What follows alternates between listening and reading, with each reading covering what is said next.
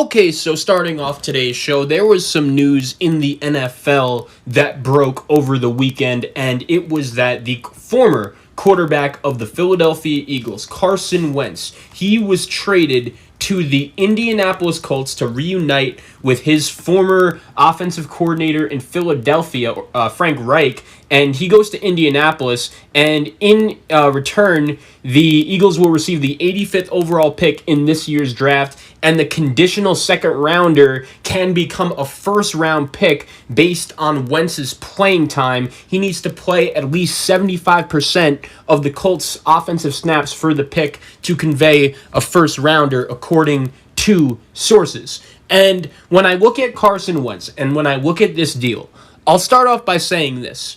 When Doug Peterson got fired from Philadelphia, I thought that was a clear sign that Carson Wentz had just won a power struggle there between him and Doug Peterson. We had heard all of the rumors that were going around about, what is this guy going to do? This guy has just not been a very good teammate. His teammates in Philadelphia don't love playing with him. Him and Doug Peterson, the exact wording was their relationship was fractured beyond repair. So I thought that when the Eagles decided to fire Doug Peterson, a guy who had won a Super Bowl for this franchise, their first one in the history of their franchise, I thought when Doug Peterson had won that trophy that, okay, he's going to be the Eagles coach for a long time. Obviously, it didn't work out, and the Eagles chose, I thought, Carson Wentz over Doug Peterson. Well, it turns out that actually is not the case, as Carson Wentz really just wanted out of Philadelphia. And I do think that when you evaluate the situation, you can make the argument that Carson Wentz just needed a change of scenery. And I do think the more and more I think about the situation, Carson Wentz's time in Philadelphia is obviously going to be considered a disappointment, but a change of scenery was 100% needed. And I'm not saying that this is right or wrong on Carson Wentz by any part, but I think as time went on, after that torn ACL in 2017, when Carson Wentz was at one time the answer to the question of if you were going to draft one quarterback to your team for the next 10 years, who would it be and why? Carson Wentz was that answer. In a pre-Patrick Mahomes era, Carson Wentz was the answer to that question. And as time went on after the torn ACL, things just started not to go his way. We know that Nick Foles quarterbacked the Philadelphia Eagles all the way to a Super Bowl title. They built a statue of him outside in Philadelphia. You also look at the fact that they drafted Jalen Hurts, a young quarterback, in the second round. Even though the Eagles paid Carson Wentz, they didn't do a lot to make him feel comfortable as the team's starting quarterback. And am I saying that's an excuse for how terrible he played? Absolutely not. And that is going to get me into this next point. I think the reason why this trade works for both Carson Wentz and the Indianapolis Colts is the fact that both of them are desperate for each other. And I think both of them could be the missing piece the other side needs. And let me explain what I'm saying. I think 2-53, the Indianapolis Colts right now are good enough to win a Super Bowl. And when I say 2-53, I mean everywhere on their roster from a backup quarterback to every other player on the team. Every player on the team besides the starting quarterback. And I think that if Andrew Luck, in another world, if he's still playing, the Indianapolis Colts would be right in the conversation with the Kansas City Chiefs in terms of, okay, who is going to come out of the AFC each and every year. That would have been an epic rivalry that would have developed between Mahomes and Luck. They actually played each other once in the playoffs. Mahomes' first year as the starter. But Andrew Luck, if you put him on the Colts, I think the Colts are good enough to win a Super Bowl. And when you look at Carson Wentz, I'm not going to deny, last year in Philadelphia, he was awful. He was one of the 3 worst quarterbacks in the NFL. And if you've been listening to this show long enough, you know that I have been a Carson Wentz supporter. In my opinion, this past season, I could make the argument that the Eagles were the most disappointing team in the NFL because coming off the season he had 2 years ago when Carson Wentz led a team full of nobodies that had Greg Ward as its number one wide receiver, and he was throwing a rookie Dallas Goedert, and he really didn't have anyone. Boston Scott. He led that Eagles team to an NFC East title, and they beat the Dallas Cowboys and Dak Prescott in a must-win game. And Carson Wentz outplayed Dak Prescott in that game. He made much better throws. He was more clutch, and he was really good in that game. And then he got knocked out of the playoff game against Seattle on a dirty, dirty hit by one Jadeveon Clowney. So I do think that Carson Wentz, his career has been a roller coaster so far.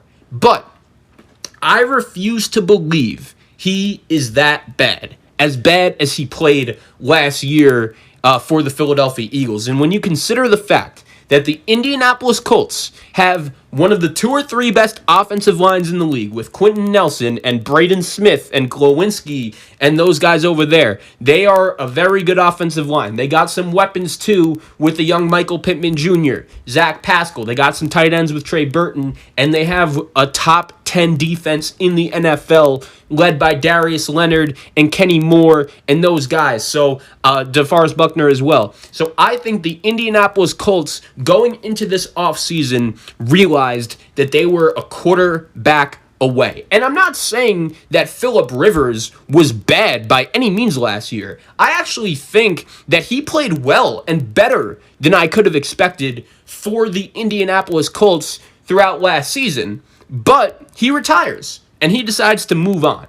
And I think if you're the Colts, it would be considered a success for you at the quarterback position if Carson Wentz could be as good or maybe even a little better as Phillip Rivers was this past year. Because when we look at Carson Wentz, right, this guy had an awful year. I totally understand it. But he is not that bad. I refuse to believe it. And when you consider the other quarterback options that the Indianapolis Colts had, who else were they going to get?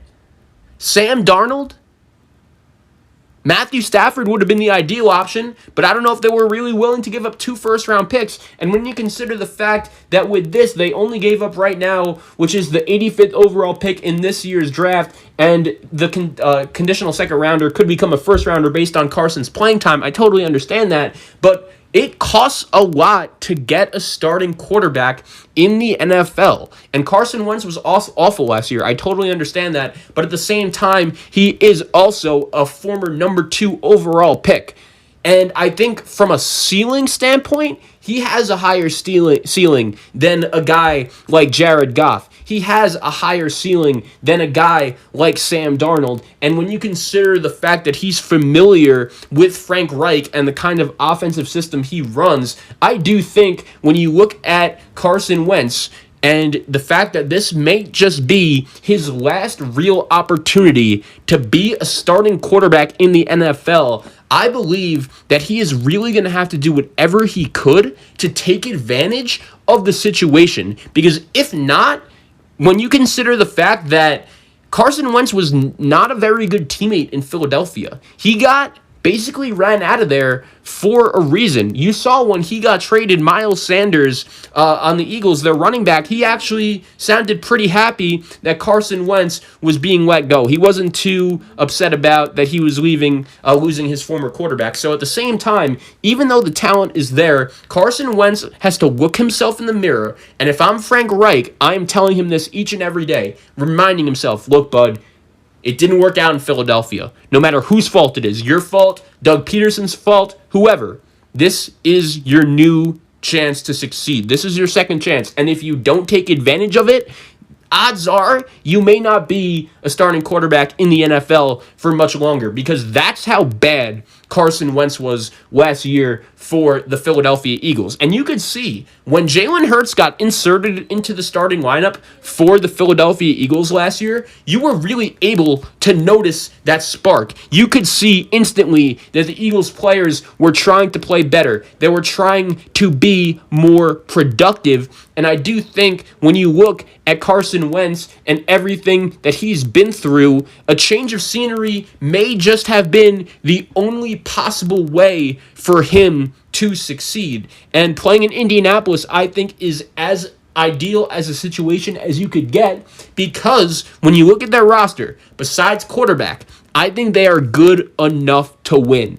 They are that good of a team. They are that well coached of a team. And if they could succeed with Philip Rivers as their quarterback, imagine if Carson Wentz gets anywhere close to how good he was in 2017 when he was playing for Frank Reich as the quarterback of the Eagles before that torn ACL. And by the way, I'm not, as someone who likes this trade for the Colts, I'm not saying that Carson Wentz needs to be that MVP guy that he was in 2017 in order for this to succeed. I want to see the guy that 2 years ago, as I mentioned earlier, rallied the Philadelphia Eagles all the way to an NFC East Division title and came very close to a playoff win if he didn't get hurt on a dirty hit. That's the quarterback I want to see.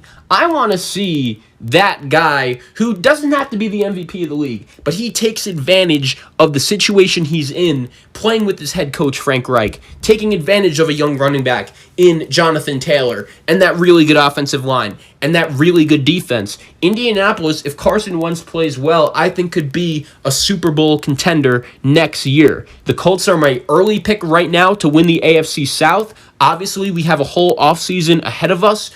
Teams and rosters may change. We'll see what Tennessee does to improve their defense. Urban Meyer will get things going in Jacksonville. I don't know about this year. And the Houston Texans are an absolute mess. So right now, you look at the AFC South, it's Indy and it's Tennessee. And with Carson Wentz, I think the Colts right now are a more complete football team, and we'll see what Carson will be able to do with Frank Reich in his ear, because the last time Carson was really successful was when Frank was in Philadelphia, and we saw maybe Doug Peterson isn't as good of a coach as we all thought, because the Eagles' offense has changed drastically since Frank Reich has left.